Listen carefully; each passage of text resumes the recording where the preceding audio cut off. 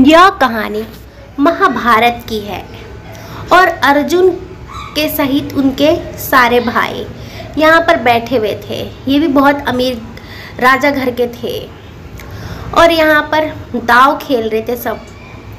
और दाव खेलते खेलते में गोटियों से हारने लगे थे और ये सब बहुत ज़्यादा बुरे राजा थे जो कि पांडवों के साथ बुरा करने की सोचते रहते थे और उन्हीं के घर के लोग थे, मगर ये इनको धन नहीं देना चाहते थे और सोच रहे थे कैसे भी इनको हराया जाए ताकि इन लोगों को बंदी बनाया जाए, नौकर बनाया जाए।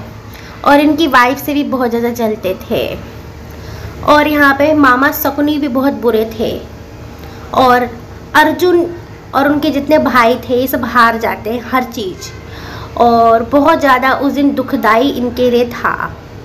और यहाँ पर ये जितने भी राजा थे बहुत बुरे थे। और जब ये पांडव जब खेल रहे थे दाव गोटियाँ, उस टाइम पर ये जब भी दाव लगाते तो वो जीत जाते, जिसकी वजह से ये सारे भाई जो थे बहुत ज़्यादा निराश थे। ऊपर बैठे भगवान और राधा माता जो वो भी बहुत ज़्यादा परेशान थे कि ये क्या हो रहा है। और वो कह रहे थे कि जो होना है वो तो होकर ही रहेगा, अपनी वाइफ को समझा रहे थे। और यहाँ पर ये राक्षसों की तरह हा हा हा हा हा हा हंस रहे थे। और यहाँ अर्जुन और उनके भाई उदास हो रहे थे और इनकी वाइफ को भी ये जीत लेते हैं। और यहाँ पर ये कहता है कि अब तुम मेरे साथ चलो, तो ये कहती है कि मैं तुम्हारे साथ क्यों चलूँ, मैं अपने पतियों के साथ रहती, तुम्हारे साथ क्या करने जाऊँगी मैं। तो वो उनका ज़बरदस्ती हाथ पकड़ लेता है और वो सबको चीखती है, पुकारती, कहती है मेरी मदद करो, ये क्या हो रहा है, ये पराया मर्द मुझे हाथ क्यों लगा रहा है। ये सबको चीख चीख के बोलती है कि मेरी मदद करो। भरी सभा में सबसे बात करती है कि एक औरत का अनादर हो रहा है, आप लोग मेरी मदद क्यों नहीं करते हो। ये द्रौपदी माता का चीरहरण करने की कोशिश कर रहा था क्योंकि पांचों पांडव दाव में इन्हें हार चुके थे और ये उनकी दासी बन चुकी थी। मगर ये सोच रहे थे कि इनकी इतनी ज़्यादा बेइज्जती की जाए कि कहीं मुँह ना दिखा सके।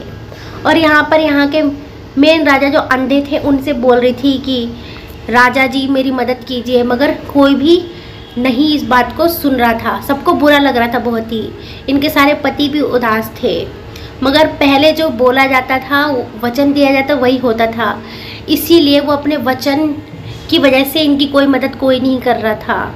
और ये इनकी साड़ी को खींच रहे थे, इनका चीरहरण कर रहे थे। मगर ये कृष्ण भगवान को याद कर रही थी और बहुत ज़्यादा रोने लगती है।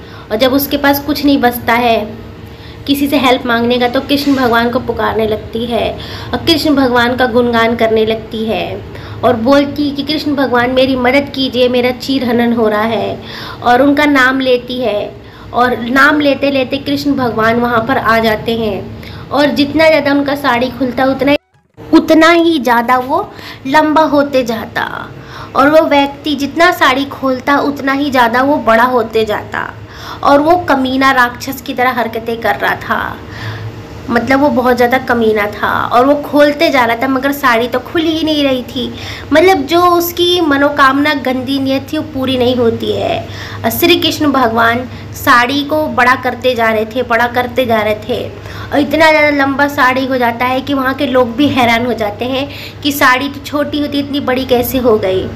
और पांचों पांडव खुश हो जाते हैं कि भगवान मेरी वाइफ का मदद कर रहे हैं। और वो लोग निश्चिंत वहीं बैठे तमाशा देख रहे थे। और ये आदमी इतना कमीना था कि हार नहीं मान रहा था।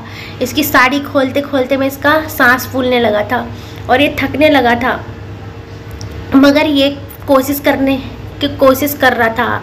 और वहाँ के जितने कमीने राजा थे वो सब देखकर बहुत ज़्यादा गुस्सा हो रहे थे कि ज़रूर कोई भगवान इनकी मदद कर रहा है तभी ऐसा हो रहा है। श्री कृष्ण भगवान जी बहुत खुश थे कि इन्होंने इनकी रक्षा करी, इनकी साड़ी नहीं खुली और बुराई का अंत हुआ सच्चाई